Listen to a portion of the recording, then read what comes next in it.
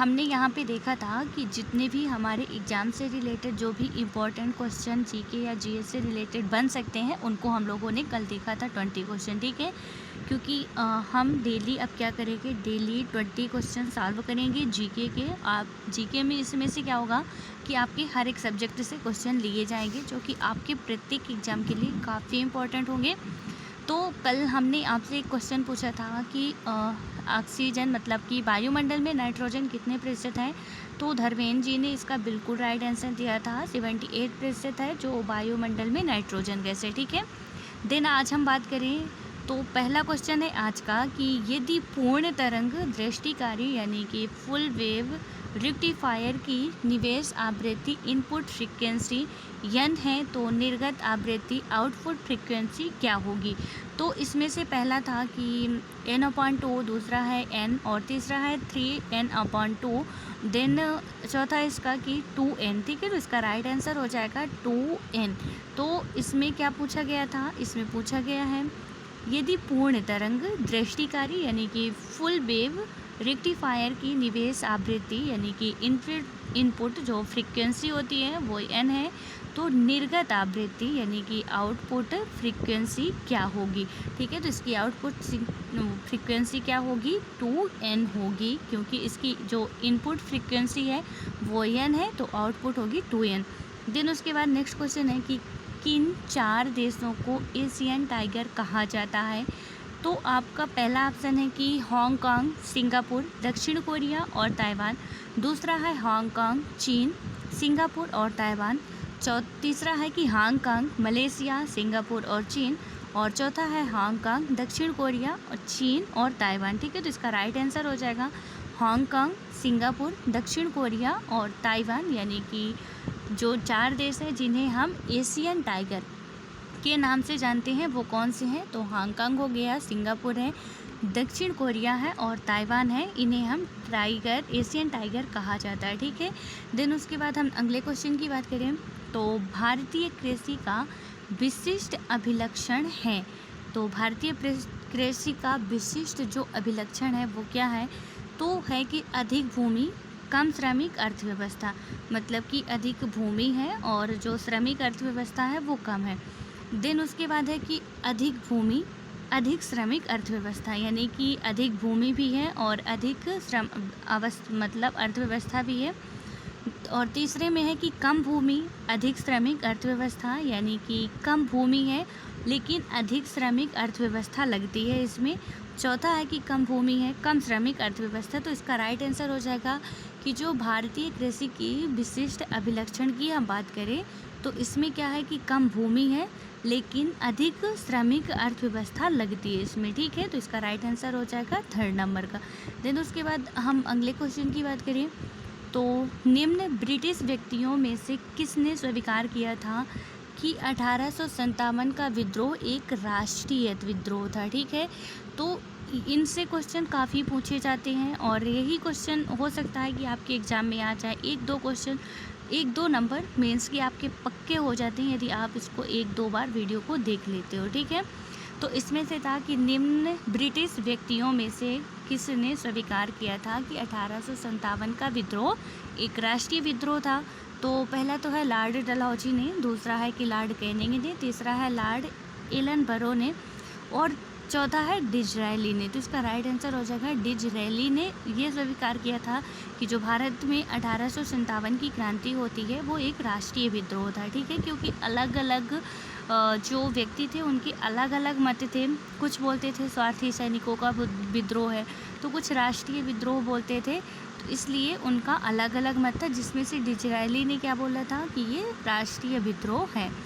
ये कौन था, एक अंग्रेज अधिकारी था, ठीक है। ये बात भी आप याद रखना। देन उसके बाद है किसी वस्तु पर उत्पादक शुल्क देय होता है उसके। तो ए में है कि उत्पादन के संदर्भ में, बी में है उत्पादन और बिक्री के संदर्भ में, सी में है उत्पादन और परिवहन के संदर्भ में, डी में है कि उत्पादन, परिवहन और बिक्री के संदर्भ में। तो यदि किसी वस्तु पर उत्पाद शुल्क जो होता है तो वो देय होता है किसके लिए, तो उसके उत्पादन के संदर्भ में, ठीक है, कि उसके उत्पादन में कितना कास्ट लगा है जिससे कि उसका उत्पादक शुल्क जो होता है तय किया जाता है। तो किसी वस्तु पर उत्पाद शुल्क देय होता है उसके उत्पादन के संदर्भ में। देन नेक्स्ट क्वेश्चन की बात करें तो शीतकाल में पौधे पाले तुषार से मर जाते हैं क्योंकि इसमें क्या होगा, पहला है कि बाष्पोत्सर्जन नहीं होता है, दूसरा है कि इतने कम तापमान पर प्रकाश संश्लेषण नहीं हो पाता है, तीसरा है इतने कम तापमान पर श्वसन रुक जाता है, और चौथा है ऊतकों की यांत्रिक क्षति और शुष्कन हो जाता है। तो हमने देखा कि जब शीतकाल का मौसम आता है तो क्या होता है कि पौधे यानी कि पाले या तुषार से मर जाते हैं, ठीक है, मतलब पौधे नष्ट हो जाते हैं धीरे धीरे। तो इसका मेन रीज़न क्या होता है, ऐसा क्यों होता है, क्योंकि ऊतकों की जो यांत्रिक क्षति होती है, यांत्रिक क्षति और शुष्कन हो जाता है, ठीक है, जो उसमें ऊतक होते हैं तो उनकी यांत्रिक क्षति और शुष्कन हो जाता है, जिस कारण पौधे हमारे मर जाते हैं, या हम कहते हैं गांव की भाषा में बोले तो पाला लग जाता है पौधों में, ठीक है। देन उसके बाद नेक्स्ट क्वेश्चन देखें तो भारत में राष्ट्रीयकृत बैंकों की संख्या कितनी है। तो यहाँ पे आपका दिया हुआ है, पहला है कि 14 है, दूसरे में है कि 19 है, तीसरे में 21 और चौथे में 30 है। तो इसका राइट आंसर हो जाएगा 19, ठीक है, मतलब कि भारत में राष्ट्रीयकृत बैंकों की कुल संख्या कितनी है, 19 है। देन उसके बाद अब हम बात करें तो हमारे घरेलू विद्युत परिपथ में फ्यूज पिघल जाता है जब भारी वृद्धि होती है। क्वेश्चन को ध्यान से समझोगे तभी आप सही आंसर दे पाओगे, इसलिए क्वेश्चन को हमेशा ध्यान से पढ़ना ताकि आपके आंसर बिल्कुल भी गलत ना हो, ठीक है। यानी कि हमारे घरेलू विद्युत परिपथ में फ्यूज पिघल जाता है जब भारी वृद्धि होती है प्रेरण में, धारा में, प्रतिरोध में और धारिता में। तो इसका राइट आंसर हो जाएगा कि जब धारा में क्या होता है कि जब वृद्धि होती है, भारी मात्रा में धारा में वृद्धि होती है तो फ्यूज जो है वो पिघल जाता है। देन उसके बाद बात करें तो मूत्र के स्रवण को बढ़ाने वाली औषधि को क्या कहते हैं। यहाँ पे आप एक बात याद रखना, फ्यूज मतलब कटना नहीं होता, जुड़ना होता है, ठीक है। हम बोलते हैं फ्यूज जुड़ गया, तो फ्यूज मतलब जुड़ना होता है, फ्यूज मतलब ये नहीं होता कि दो अलग अलग हो जाए। यदि धारा में वृद्धि होती है तो क्या होता है कि फ्यूज पिघल जाता है, मतलब जो जुड़ा रहता है परिपथ वो पिघल जाता है। तो ये बात आप याद रखना कि फ्यूज का मतलब जुड़ना होता है। अब यहाँ पे बात करें तो मूत्र के स्रवण को बढ़ाने वाली औषधि को कहते हैं। तो पहला है कि एड्रेनलिन और दूसरा है मोनोयूरेटिक, तीसरा है डाईयूरेटिक और चौथा है ट्राईयूरेटिक, ठीक है। तो इसका राइट आंसर हो जाएगा डाईयूरेटिक। देन उसके बाद नेक्स्ट क्वेश्चन है कि निम्न में से कौन सा भारत आने वाला पहला अंग्रेज जहाज है। तो यहाँ पे किसी व्यक्ति को नहीं पूछा गया है, अंग्रेज़ का जो जहाज़ था, क्योंकि जो जितने भी अंग्रेज़ आए हैं वो सब जहाज़ से ही आए हैं, जहाज़ के द्वारा यानी कि समुद्री रास्ते से आए हैं। तो इनमें से पहला जहाज़ कौन सा था, पुर्तगालियों का नहीं, डचों का नहीं, इसमें अंग्रेज़ का जहाज़ पूछा गया, ठीक है।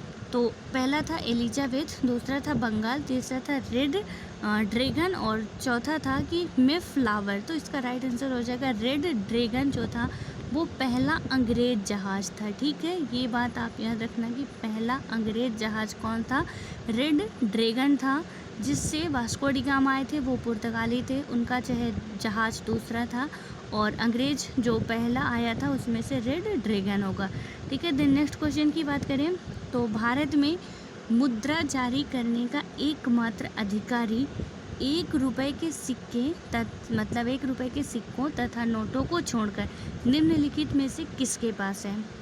तो इसमें से क्या बात की गई है कि जो भारत में मुद्रा जारी करने का सिर्फ एकमात्र अधिकारी है वो कौन है। यहाँ से सिर्फ 1 रुपये के सिक्के तथा नोटों को छोड़कर, क्योंकि 1 रुपये का सिक्का जो है वो भारत सरकार जारी करती है। तो इसमें से पहला है कि भारत सरकार, दूसरा है नीति आयोग, तीसरा है भारतीय स्टेट बैंक और चौथा है रिजर्व बैंक, ठीक है। तो इसका राइट आंसर हो जाएगा भारतीय रिजर्व बैंक, जिसकी स्थापना 1935 में की जाती है। तो जो है भारतीय रिजर्व बैंक क्या होता है, 1935 का जो एक्ट आता है उसी के तहत इसकी स्थापना की जाती है भारतीय रिजर्व बैंक की। तो जितनी भी मुद्राएं छपती हैं, जो भी रुपए छपते हैं, वो उसका एकमात्र अधिकारी कौन है, भारतीय रिजर्व बैंक है। लेकिन 1 रुपये के सिक्के या नोटों को छोड़कर, यानी कि 1 रुपए के जो सिक्के होते हैं या नोट होते हैं वो भारत सरकार के द्वारा छापे जाते हैं या जारी किए जाते हैं, ठीक है। और अब ये भी याद रखना कि जितने भी नोटें होंगे उनमें गवर्नर के दस्तखत होंगे, मतलब कि सिग्नेचर होंगे भारतीय रिजर्व बैंक के जो गवर्नर होंगे। और यहाँ पे क्या होगा, भारत सरकार के मतलब सिग्नेचर होंगे, और इसमें क्या होगा कि रिजर्व बैंक के सिग्नेचर होंगे। यहाँ पे आपको ये बताना है रिजर्व बैंक के गवर्नर के, इसमें से आपके लिए क्वेश्चन है कि रिजर्व बैंक के अभी कौन गवर्नर है प्रेजेंट टाइम में, ठीक है। तो आप लोग इसका आंसर ज़रूर बताना। देन उसके बाद बात करें हम तो भारत का उपग्रह प्रमोचन केंद्र कहाँ स्थित है। उपग्रह प्रमोचन केंद्र, ठीक है। तो ए में है अहमदाबाद, बी में है हसन, सी में है श्रीहरिकोटा और डी में है थुम्बा। तो इसका राइट आंसर हो जाएगा श्रीहरिकोटा। आंध्र प्रदेश में क्या है कि भारत का उपग्रह प्रमोचन केंद्र स्थित है। देन उसके बाद हम नेक्स्ट क्वेश्चन की बात करें तो गैलेना एक खनिज है, इसमें पहला हो जाएगा आयरन, दूसरा हो जाएगा गोल्ड का, तीसरा हो जाएगा लेड का और चौथा हो जाएगा कैल्शियम का। तो इसका राइट आंसर हो जाएगा लेड का। जो गैलेना है वो एक खनिज है, किसका है, लेड का है। देन उसके बाद हम अगला देखें तो भारत के राष्ट्रवादी नेताओं ने साइमन कमीशन का बहिष्कार किया था, क्योंकि वे समझते थे कि यह मात्र दिखावा है। दूसरा था कि कमीशन के सभी सदस्य अंग्रेज थे, और तीसरा था कि कमीशन के सदस्य भारत के विरुद्ध धारणाओं वाले थे, और चौथा था कि वह भारतीयों की मांगों को पूरा नहीं करता था। तो जो साइमन कमीशन आता है 1927 में, ठीक है, 1927 में साइमन, हालांकि 10 साल बाद आना था, लेकिन 1919 के बाद 10 साल बाद आना था साइमन कमीशन, लेकिन उससे पहले ही 1927 में ही Simon commission sir George Simon की अध्यक्षता में भेज दिया जाता है, जिसमें से भारतीयों ने इसका पूर्ण रूप से बहिष्कार किया था। और ऐसा क्यों किया था, क्योंकि कमीशन के सभी सदस्य अंग्रेज थे, ठीक है। यहाँ पे क्या हुआ था कि जितने भी सदस्य आए थे वो सारे के सारे अंग्रेज थे, इसलिए इसका बहिष्कार किया गया था। देन उसके बाद अब हम देखें तो निम्न में से कौन सा मिलान सही नहीं है। ए में है कि रूस में बॉक्साइट पाया जाता है, बी में है मैक्सिको में सिल्वर पाया जाता है, सी में है बोलीविया में टिन और डी में है यूएसए में कॉपर। तो इसका राइट आंसर हो जाएगा रूस में बॉक्साइट नहीं पाया जाता है, ठीक है। यहाँ पे सुमेलित नहीं है, तो इसमें से मैक्सिको में सिल्वर पाया जाता है, बिल्कुल राइट है। बोलीविया में टिन बिल्कुल राइट है, यूएसए में कॉपर बिल्कुल राइट है, रूस में बॉक्साइट नहीं पाया जाता है, ठीक है। देन नेक्स्ट क्वेश्चन की बात करें तो लैटेराइट मिट्टी उस क्षेत्र में पाई जाती है जिसमें सामान्य तापमान और कम वर्षा होती है। दूसरा है कि उच्च तापमान और भारी वर्षा होती है। तीसरा है कि निम्न तापमान तथा अल्प वर्षा होती है, और चौथा है कि उच्च तापमान तथा सामान्य वर्षा होती है, ठीक है। तो लेटेराइट मिट्टी कहाँ पाई जाती है, लेटेराइट मिट्टी दक्षिण भारत के पश्चिमी घाट में इस क्षेत्र में पाई जाती है, ठीक है। इस क्षेत्र में जब पाई जाती है तो यहाँ पे आपको पता है कि जो हमारा दक्षिणी भारत है वो इक्वेटर के थोड़ा सा ऊपर है, ठीक है, यानी कि विषुवत रेखा के थोड़ा सा ऊपर है। तो क्या होगा कि यहाँ पे गर्मी भी होती है भारी मात्रा में, यानी कि तापमान उच्च रहता है, और यहाँ से जो अरब सागर की पवनें आती हैं वो यहाँ पे बारिश करती हैं, तो बारिश भी प्रचुर मात्रा में होती है। तो इसका राइट आंसर क्या हो जाएगा कि उच्च तापमान और भारी वर्षा होती है जहाँ पे लेटेराइट मिट्टी पाई जाती है, ठीक है। तो लेटेराइट मिट्टी कहाँ पाई जाती है, जहाँ पे उच्च तापमान और भारी वर्षा होती है। और ये यदि कि पूछा जाता है कि किस घाट में या किस क्षेत्र में, तो यहाँ से आप समझ सकते हो कि यहाँ पे जो लेटेराइट मिट्टी पाई जाती है पश्चिमी घाट में सर्वाधिक मात्रा में पाई जाती है। और इसका कारण आपको पता चल चुका है, विषुवत से जब यहाँ आएगा तो सीधे प्रकाश सूर्य का पड़ता है, तो तापमान अधिक होता है। यहाँ से जो अरब सागर की पवनें जाती हैं बारिश करती हैं यहाँ सर्वाधिक मात्रा में, इसलिए वर्षा भी सर्वाधिक होती है, ठीक है। देन उसके बाद हम बात करें तो सरकारी प्रतिभूतियों को तरल माना जाता है, क्योंकि वे पहले में है कि सरकारी खजाने द्वारा पृष्ठांकित या पोषित होती हैं, दूसरे में है अन्य प्रकार की जमाओं में बदलती जाती हैं, मतलब बदली जा सकती हैं, और तीसरा है कि शीघ्र एवं आसानी से विपणनीय नहीं होती हैं, ठीक है। और चौथा है कि उनका मूल्य स्थायी होता है। तो इसका राइट आंसर हो जाएगा जो सरकारी प्रतिभूतियाँ होती हैं तो उनको तरल क्यों माना जाता है, क्योंकि सरकारी खजाने द्वारा प्रस्थांकित पोषित होती हैं, प्रस्थांकित या पोषित होती हैं, ठीक है। देन नेक्स्ट क्वेश्चन देखिए, तो नाना साहब के नाम से कौन प्रसिद्ध था? तो नाना साहब के नाम से कौन प्रसिद्ध था? पहले में है कि बाजीराव प्रथम, दूसरे में है बालाजी बाजीराव, तीसरे में है बालाजी विश्वनाथ और चौथे में है माधवराव। तो इसका राइट आंसर हो जाएगा बालाजी बाजीराव, ठीक है, नाना साहब के नाम से प्रसिद्ध थे। देन उसके बाद नेक्स्ट क्वेश्चन है कि द्वंद्वात्मक भौतिकवाद किस सिद्धांत से के साथ जुड़ा हुआ है? तो पहला था इसमें कि पैफ विवनवाद और दूसरा था कि साम्यवाद, तीसरा था उदारतावाद और चौथा था व्यक्तिवाद। तो इसका राइट आंसर हो जाएगा साम्यवाद, जो द्वंद्वात्मक भौतिकवाद है। तो इसका सिद्धांत किससे जुड़ा हुआ है? तो साम्यवाद से जुड़ा हुआ है, ठीक है। देन नेक्स्ट क्वेश्चन देखिए, तो बायोगैस का प्रमुख मुख्य घटक जो है वो क्या है? तो बायोगैस का ऑक्सीजन, यानी कि ऑक्सीजन को जो ओ होता है उसका सिंबल ओ होता है, मीथेन और CH4 मीथेन को कहते हैं, एसिडिक एसिड और मेथिल एल्कोहल, ठीक है। तो इसका राइट आंसर हो जाएगा कि मेथिल एल्कोहल की बात की गई है, तो इसमें से इसका राइट आंसर हो जाएगा मीथेन, जो कि बायोगैस का मुख्य घटक है, ठीक है। इसका आपसे ये फार्मूला भी पूछ लिया जा सकता है, तो CH4 होता है, मीथेन को आप लिख सकते हो। तो यहाँ पे क्या होगा, यानी कार्बन का एक मॉलिक्यूल और हाइड्रोजन के 4, ठीक है। तो बायोगैस का मुख्य घटक जो है वो मीथेन होता है। देन उसके बाद हम बात करें तो ये रहे आज के 20 क्वेश्चन, जो कि आपके इम्पोर्टेंट मतलब एग्ज़ाम के लिए बेहद इम्पोर्टेंट है। सो आई होप कि आपको समझ में आया होगा और आपको ये क्वेश्चन का आंसर ज़रूर देना है कि प्रेजेंट टाइम पे भारतीय रिजर्व बैंक के गवर्नर कौन हैं, ठीक है, उनका नाम बताना है।